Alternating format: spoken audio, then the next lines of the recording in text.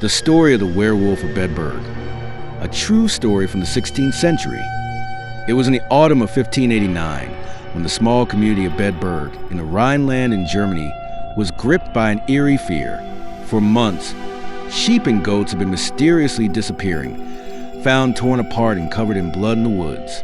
But not only animals were affected.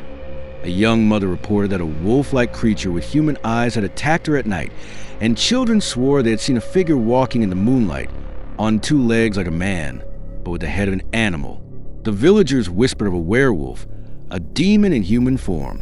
Suspicion soon centered on a man named Peter S., a wealthy farmer who lived on the outskirts of the village.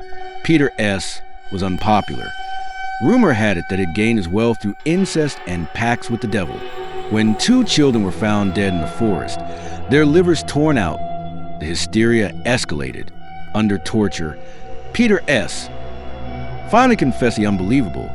He claimed to have had a blood-red belt since the age of 12, which turned him into a wolf-sized demon. He confessed to murders, cannibalism, and alliances with the devil.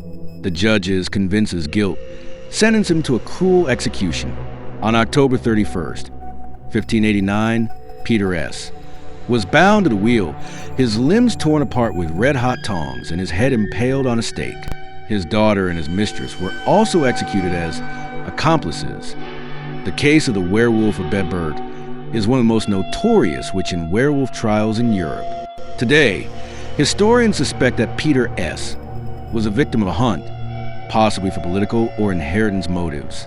His confessions were coerced, and the werewolf legend was used to explain real crimes or even rabies outbreaks. The files of the trial have been preserved and bear witness to a time when superstition and fear overgrew reason. Whether Peter S.